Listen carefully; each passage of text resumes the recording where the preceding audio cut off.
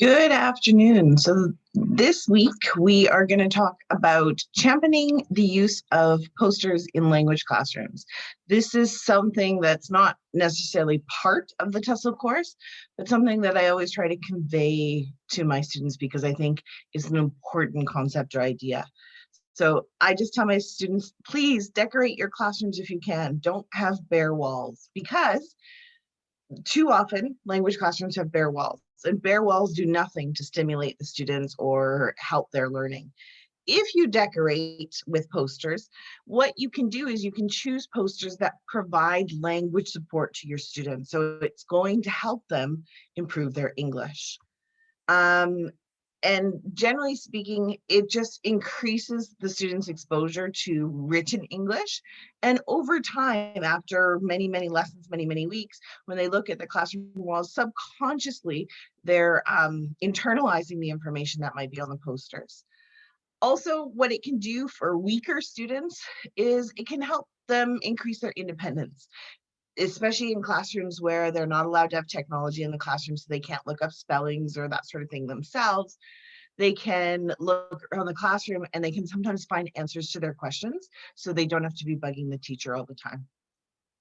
So I'm just going to take you through a tour of some different types of posters that I like having in my classroom, and there's many, many different kinds.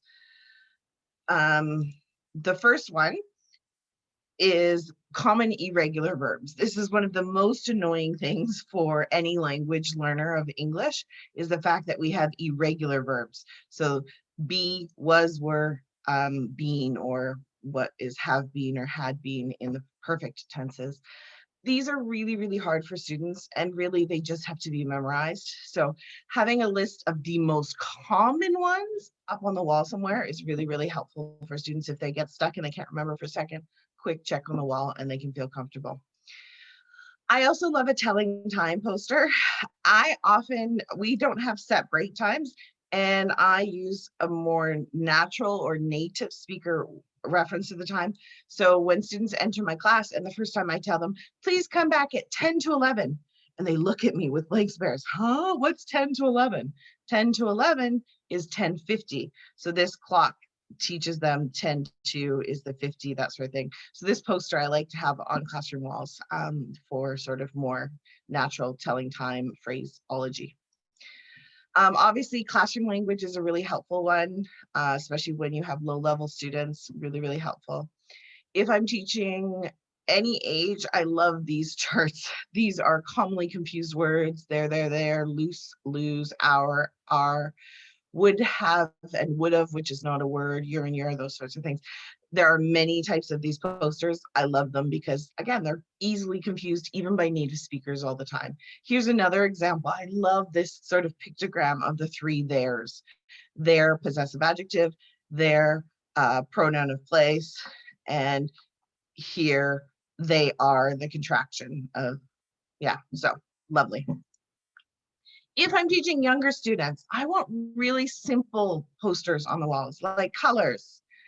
Some of the hardest words in English are the months of the year and the days of the week. And students have to write these a lot if they have to write the full date on their worksheet. So language support on the wall is super, super helpful. Obviously, common words, clothing words, jobs, animals. It just saves teachers a lot of time. Teacher, how do you spell this? Teacher, how do you spell this? If you've got them up on the wall for the students. And lots of bright, colorful pictures will capture their attention. So question words and sort of the related items. This is a very general poster, still helpful when you're teaching young learners and you get into phonics. You can have word families. And again, bright, colorful, captures their interest and attention. These are fun.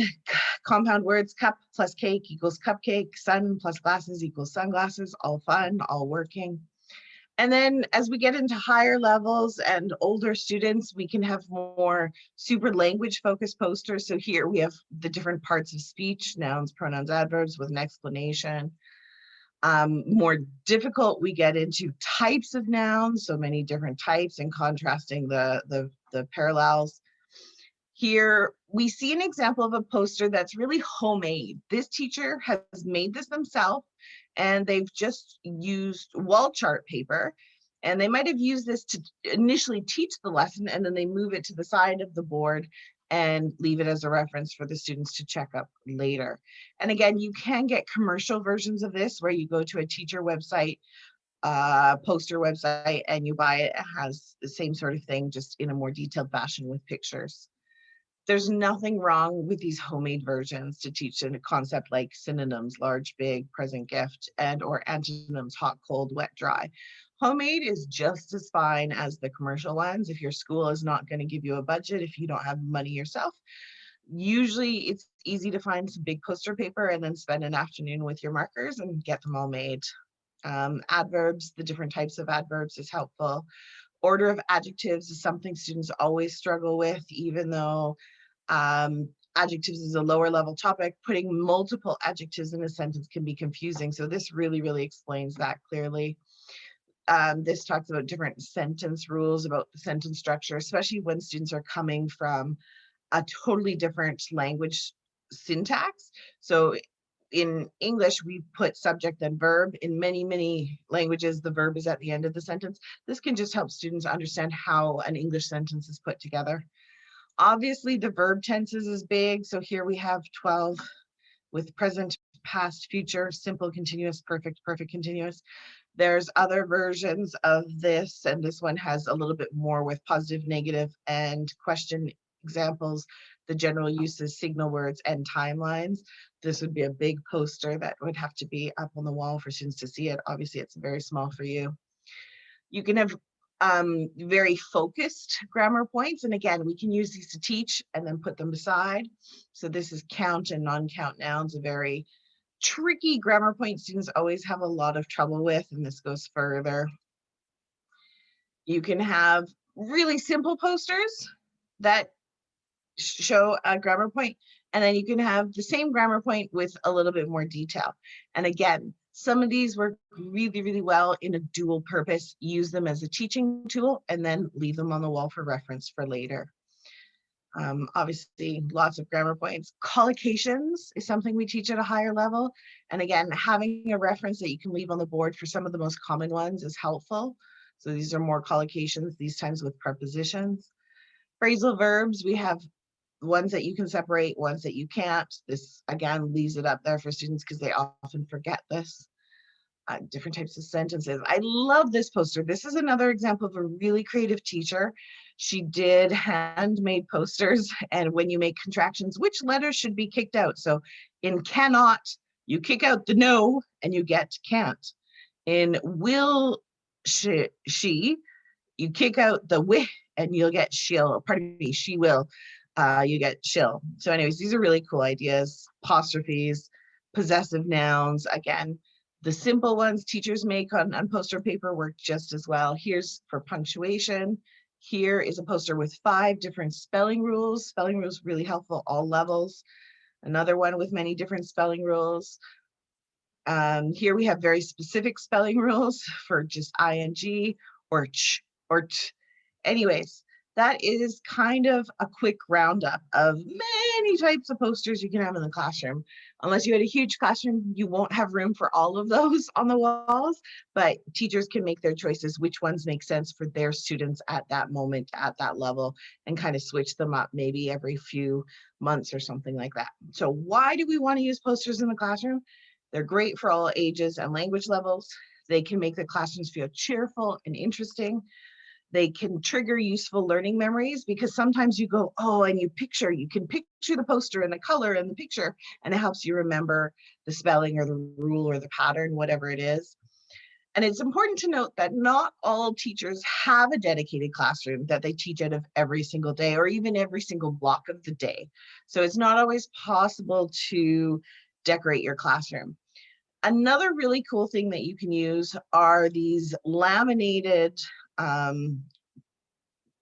reference cards, essentially. These were sort of A4 size. I had exactly one like this when I was studying Spanish in university. I bought them at my local UVic bookstore, and I had 3 of them. I had one that was Spanish grammar, one that was Spanish vocabulary, and one that was Spanish verbs with lots of verb conjugations. So again, it was 3 pages and it folds open like a book and it's laminated so you can carry it around lots back and forth. And it's just a really quick reference without having to scroll through a long textbook. We have lots of key things in a simple format. So those were awesome for me. I've gifted them to my mother now who's studying, but they work really, really well. And English teachers could create something similar for their students once a year according to their level, that sort of thing. So yes, take a thought if you can as teachers and decorate your classrooms because it will help your students. That's all I have for today. I hope that gave you some inspiration to decorate your classroom. Thanks, guys.